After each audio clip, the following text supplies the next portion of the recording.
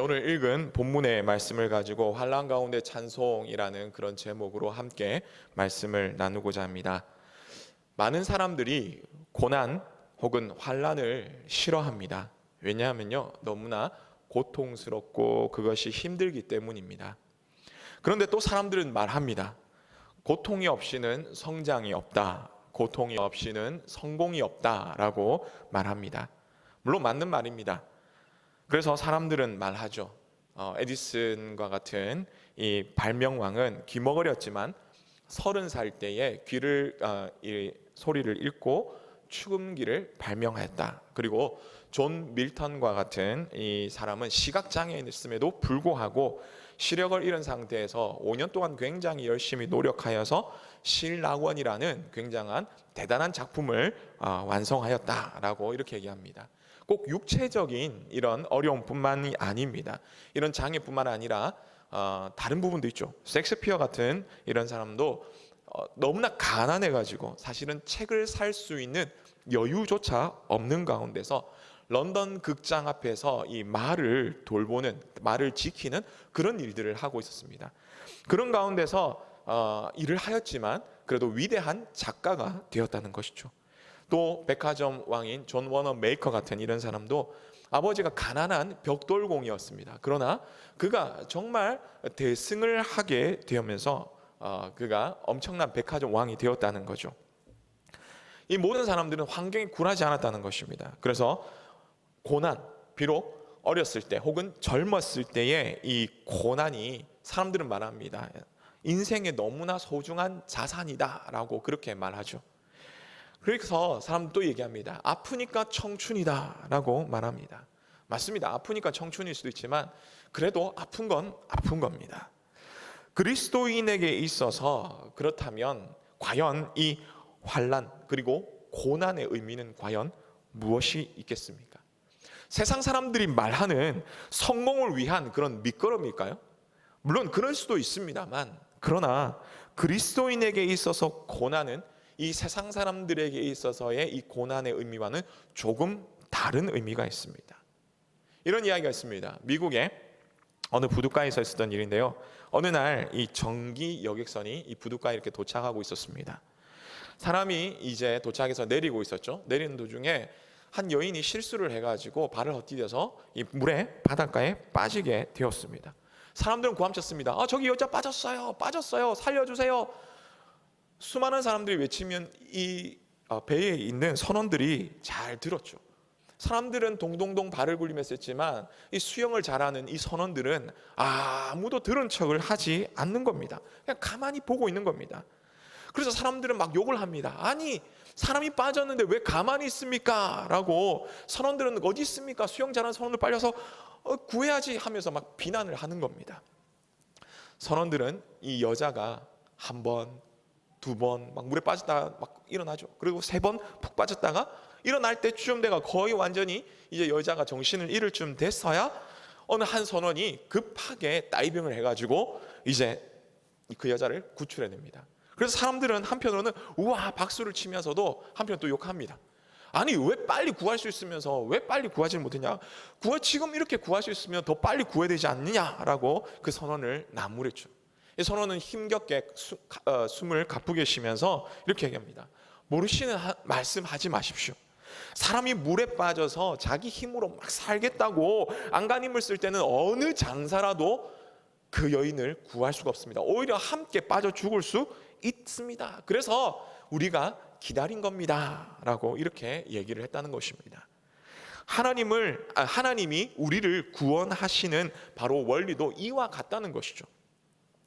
역경 가운데 사는 바로 우리, 사실은 하나님께서 우리를 역경 가운데 이렇게 놔두게 되신 것은 우리로 하여금 나를 포기하게 하시고 그리고 오직 하나님만 바라보도록 하게 하시는 바로 그러한 원리가 함께 있다는 것입니다. 그러기에 우리 그리스도인에게 있어서 환난과 고난은 단순히 우리를 성장시키는 어떠한 원동력, 밑거름을 넘어서서 우리의 시선을 하나님께 두도록 만드는 바로 그런 것이다라는 것을 우리는 꼭 기억해야 될 것입니다.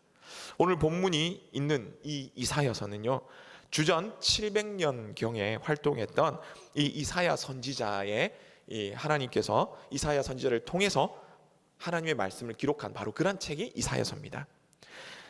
하나님을 섬기고 있었지만 그러나 형식적일 뿐이고 정말 진심으로 제대로 하나님을 섬기지 않았던 이 유다 백성들을 향해서 하나님은 심판의 메시지를 보내어 주시는 것이죠. 그 내용이 뭐냐면 너희의 죄로 인해서 비록 이 바벨론에게 멸망하게 될 것이다. 그러나 만약에 너희가 하나님 앞에 다시 한번 돌아온다면 내가 너희를 다시 한번 회복시켜 주겠다라는 바로 그 하나님의 약속이 있는 바로 그런 말씀이라는 것입니다. 그 가운데서 오늘 이 본문이 있는 이사야 43장 이 14절에서 오늘 읽었던 21절의 말씀도 그 부분 중에 한 부분입니다. 유다가 망하기 전부터, 그러니까 실제로는 이 이사야 선지자가 활동했던 시기는 약 한 100년에서 한 150년 전에 바로 그 활동 시기입니다. 그 당시에 하나님 주신 경고의 말씀이죠. 아직까지 많은 시간들이 있었습니다. 그렇기 때문에 그런지 어쨌든 이 유다 백성들은 제대로 깨닫지 못했습니다. 그래서 예레미야 5장 1절의 말씀 보면 이렇게 말씀하는데요. 너희는 예루살렘 거리로 빨리 다니며 그 넓은 거리에서 찾아보고 알라. 너희가 만일 정의를 행하며 진리를 구하는 자를 한 사람이라도 찾으면 내가 이 성읍을 용서하리라 라고 이렇게 말씀합니다. 이런 하나님의 사랑, 이런 사랑에도 불구하고 하나님을 찾는 자, 하나님께로 정말 눈을 들여 돌아오는 자가 아무도 없었기에 주전 586년에 바벨론에게 이 유다는 망하게 되고 마는 것입니다. 그리고 나서 70년의 이 긴 포로 생활을 거치면서 나라 잃은 이 서름을 함께 당하게 되는 것이죠. 이 서름에 대해서 시편 137편 1절에서 7절까지 말씀 가운데 보면요, 그 모든 것을 잘 보여주는데 특별히 1절에 보면 이렇게 얘기합니다. 우리가 바벨론의 여러 강변 거기에서 앉아 시온을 기억하며 울었도다 라고 이렇게 얘기합니다. 근데 또 한 4절에서 뭐라고 얘기하냐면요, 시편 137편 4절에서는요 우리가 이방 땅에서 어찌 여호와의 노래를 부를까라고 이렇게 얘기를 하는 것이죠. 사람들은 이 바벨론 사람들이 포로로 잡혀온 이 이스라엘 백성들을 향해서 야 너희가 그렇게 한번 노래 불러봐라, 이전에 찬양하던 하나님을 찬양해봐라 하고 그렇게 얘기를 하는 것이죠. 그렇게 놀리는 것입니다. 비난을 하는 것입니다. 그러나 그 모든 것이 너무나 안타깝고 너무나 답답해서 환난과 고난 가운데 있었기 때문에 이들은 노래할 수가 없었다는 것이죠. 포로로 잡혀간 유대인들, 이 이스라엘 사람들처럼 우리도 역시 실제로 환난과 고난이 오면 오히려 슬퍼하며 울 수밖에 없다는 것입니다. 노래, 찬송이 나오는 것 사실은 쉽지가 않고 어떻게 보면 불가능한 것이 우리의 현실인지도 모릅니다. 그럼에도 불구하고 오늘 본문 21절 말씀 보면 이렇게 말씀합니다. 이 백성은 내가 나를 위하여 지었나니 나를 찬송하게 하려 함이니라 라고 말씀합니다. 우리를 지으시고 자기 백성을 삼으신 바로 그 이유가 무엇이냐면 하나님을 찬송하게 하려 함이라 라고 그렇게 말씀하는 것이죠. 그럼 포로로 잡혀가 어려움에 있는 이 하나님의 백성들에게, 특히 환난 가운데 있는 이 하나님의 백성들에게 하나님께서 찬송하게 하시며 이 찬송이 그들 속에서 그들 입에서 나오게 하시는 그 이유가 과연 무엇입니까? 오늘 우리가 이 이유에 대해서 우리가 세 가지로 함께 살펴보겠는데요. 어려움 속에서 찬송을 할 수 있는 그 이유는 첫 번째로 구원의 하나님이시기 때문이라는 것입니다. 우리의 하나님이 구원의 하나님이시기 때문이라는 것이죠. 본문 14절과 17절을 보시기를 바라는데요, 그 중에서 오늘 우리 읽었던 14절의 말씀을 먼저 함께 보도록 하겠습니다. 제가 읽어드리겠습니다. 너희의 구속자여 이스라엘의 거룩한 이 여호와가 말하노라. 너희를 위하여 내가 바벨론의 사람을 보내어 모든 갈대아 사람에게 자기들이 연락하던 배를 타고 도망하여 내려가게 하리라 라고 말씀합니다. 처음 나오는 이 14절에 제일 처음 나오는 말씀이 뭐냐면 바로 너희를 구원하는 내가 구속자다라고 그렇게 말씀하시는 겁니다. 하나님이 바로 이스라엘의 구원자가 되신다고 말씀하시는 거죠. 그 강한 바벨론의 손에서 이스라엘을 구원할 수 있겠다라고 생각을 했겠습니까? 그러나 하나님은 오히려 그 강한 갈대아인 바로 이 바벨론 사람들이 자기들이 타고 다니던 바로 그 배를 타고 도망을 간다고 그렇게 얘기를 하고, 오히려 하나님께서는 이 이스라엘을 그렇게 구원해내겠다고 그렇게 말씀하시는 것입니다. 그런데 이런 하나님의 구원 사역이 처음이었습니까? 이 바벨론에서 구원하는 게 처음이었습니까? 아닙니다. 우리가 잘 알듯이 오늘 우리 1, 2부 오전에 그 목사님을 통해서도 말씀을 드렸듯이 출애굽에 이미 나와 있었다는 거죠. 이미 그 출애굽기에서 보면요, 이미 강한 그 당시에 최고의 군대였던 이집트 군대, 이 이집트 군대를 이집트를 벌하시고 하나님이 참 신이심을 보여주시면서 이 이스라엘 백성들을 구원해내셨다는 것입니다. 이미 출애굽을 통해서 하나님께서 보여주신 그 구원의 역사, 그 구원의 역사를 보신 하나님께서 이제 다시 제2의 출애굽인 이 바벨론에서 포로로 돌아오게 하실 것이라고 그렇게 선포하고 계시는 것입니다. 물론 앞서 말씀드렸지만 아직 일어난 일이 아닙니다. 앞으로 일어나려도 적어도 한 170년 정도 더 이상 기다려야 되는 것이죠.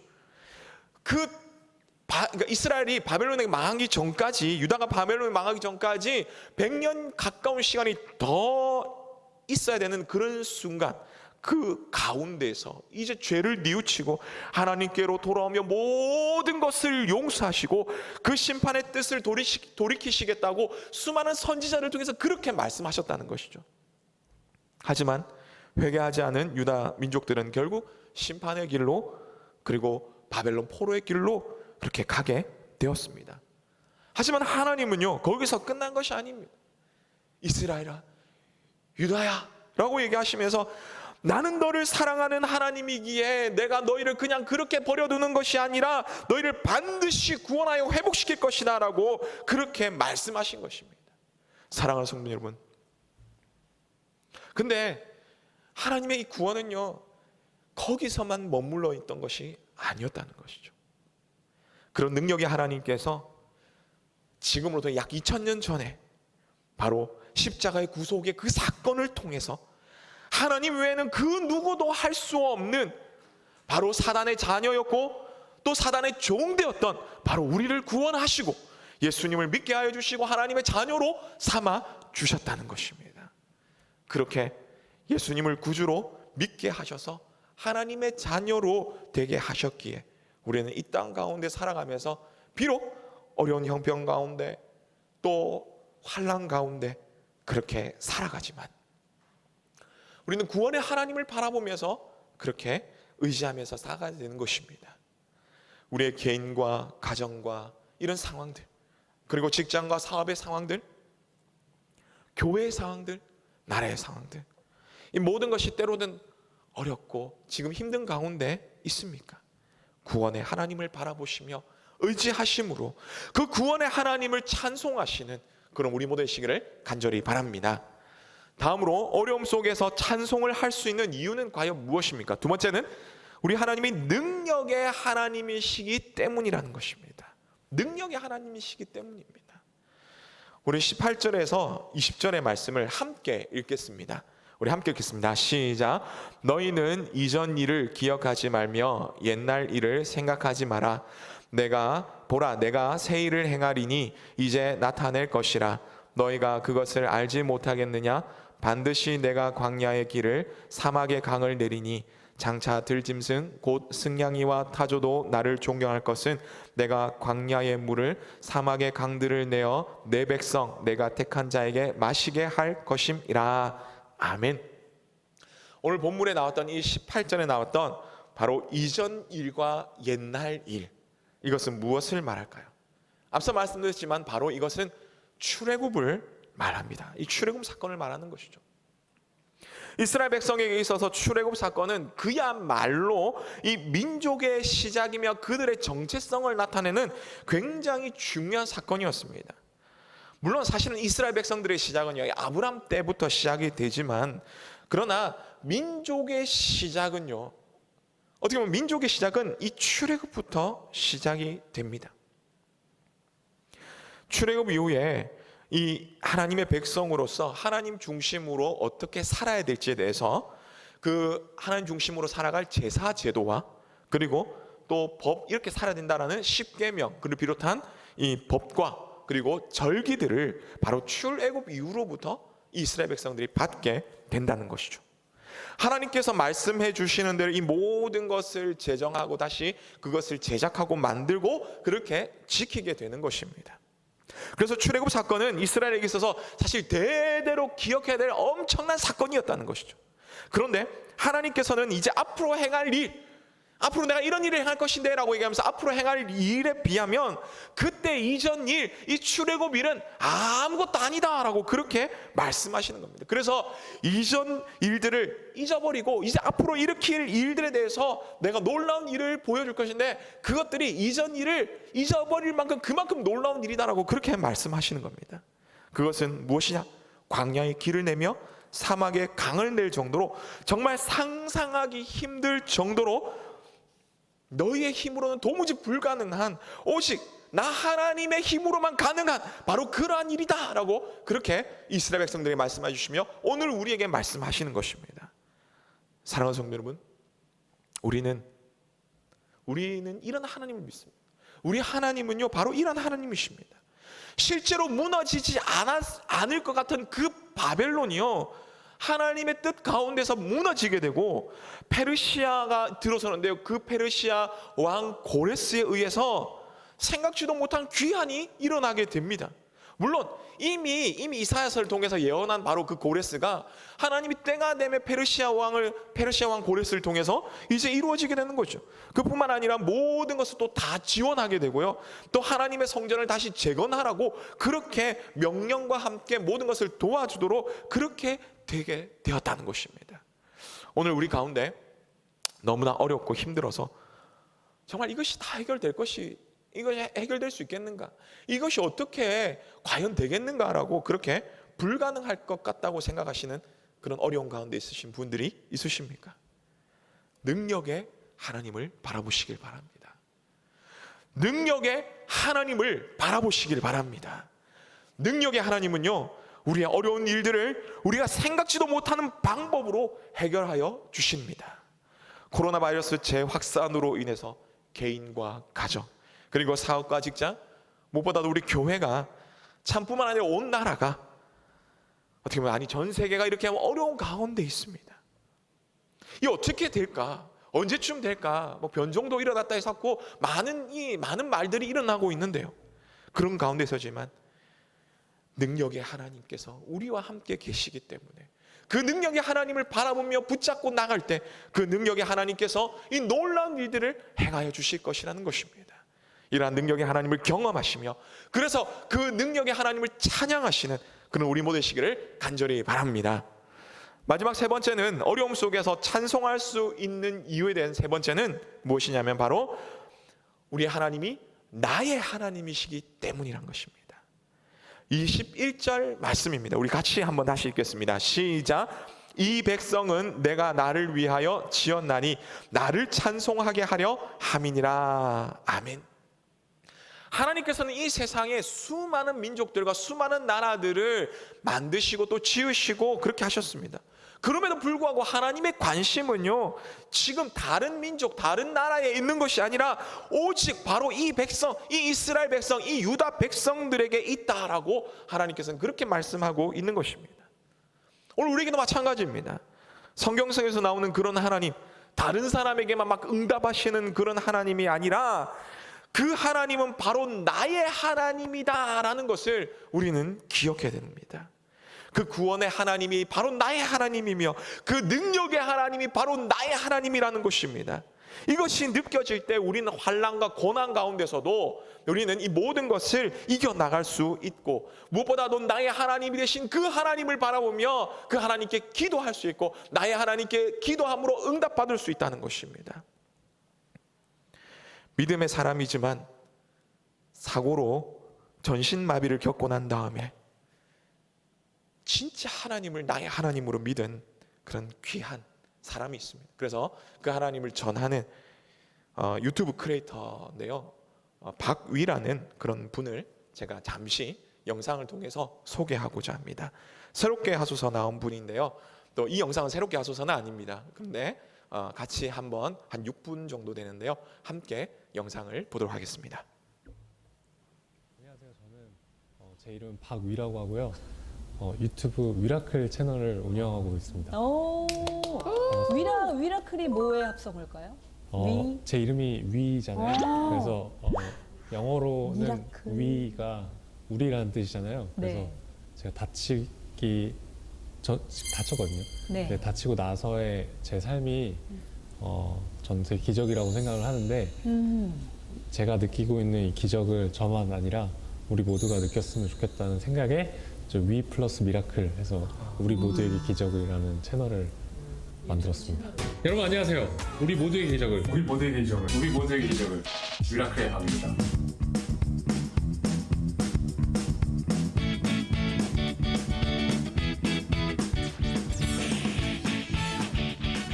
여기 지금 턱이 없습니다. 베리어 프리. 제가 이제 5년 전에 낙상 사고로 인해서 제 목뼈가 이제 골절되면서 5년 전에요? 네네 전신마비가 최근... 됐거든요. 네.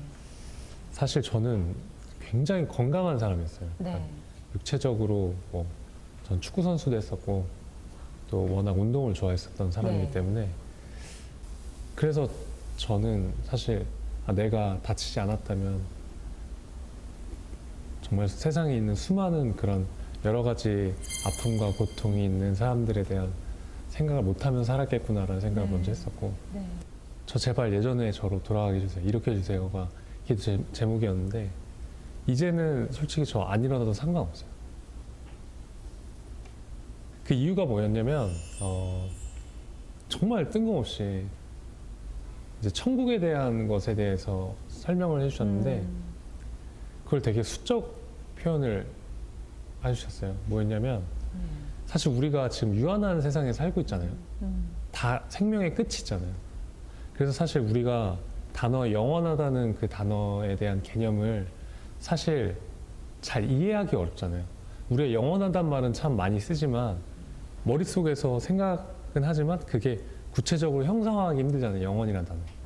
근데 유일하게 우리가 어떤 영원한 삶을 생각할 때 드는 것이 천국이라는 거잖아요. 근데 하나님이 저한테 어떻게 말씀해 주셨냐면 제가 진짜 정말 저 이거 그냥 들은 대로 네. 우리 고등학교 때 수학 시간 리미트라는 네, 개념 배우죠. 있잖아요. 수학 네. 개념. 우리 분모에 이제 천국을 갖다 놓은 거예요. 영원한 개념. 네. 그리고 분자에는 우리가 살고 있는 지구. 그러니까 아무리 오랜 그 유한한 어떤 숫자를 놔도 이제 유한하다는 거죠. 그럼 결국엔 그 수식은 0으로 수렴하잖아요. 영원함 앞에 유한한 숫자가 있을 때. 네. 근데 여기서 오해하시면 안 되는 게 우리가 살고 있는 지구가 무의미하다는 건 아니에요. 네. 우리가 이제 천국에 비해서 우리가 살고 있는 이 지구는 너무나 생각보다 네. 짧다는 짧고. 거죠. 네. 네, 짧고. 세상 사람들은 제가 지금 전신마비가 돼서 살고 있는 이 상황을 고난의 상황이고 굉장히 안타깝고 힘들게 바라볼지 모르지만 제 입장에서는 제가 다치기 전에 물론 크리스찬이었지만 저는 그랬어요. 세상이 주는 쾌락이 너무 좋은 거예요. 너무 달콤했어요. 네. 그래서 저는 하나님한테 그렇게 기도했어요. 하나님 저는 세상 반, 교회 반 이렇게 살겠습니다. 저는 회색 크리스찬으로 살겠습니다. 그래서 저는 살다가 좀 죽을 때쯤에 좀 교회에 귀속돼서 살겠습니다. 많은 청년들이 그렇게 기도하듯이. 저는 진짜 그렇게 기도를 했어요. 제 입으로. 근데 그때 깨달았어요. 내가 예전에 만약에 그렇게 살았으면 솔직히 천국에 갈 수 있는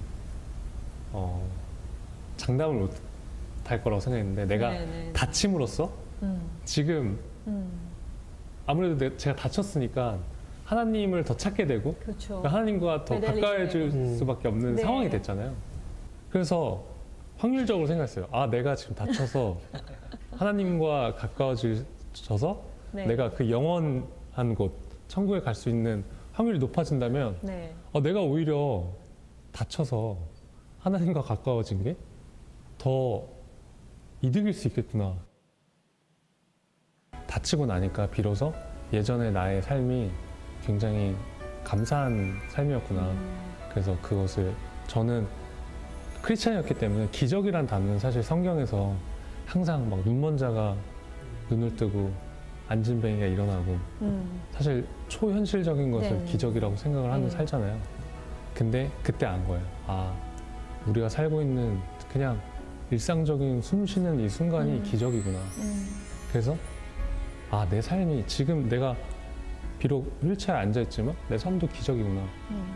그래서 당신들의 지금 숨 쉬고 스스로 밥 먹고 서대면 볼 수 있는 삶이 기적의 삶입니다. 네. 라는 것을 모토로 네.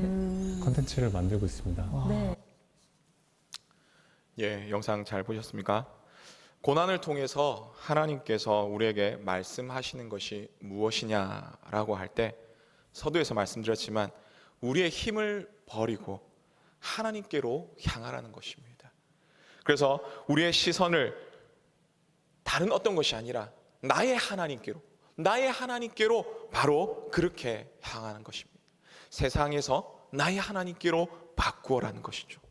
그렇게 우리는 이것을 기억하며 여러분의 하나님 또는 저는 저의 하나님께로 우리의 눈을 바라보며 그렇게 하나님의 뜻을 생각하는 우리 모두기를 간절히 원합니다.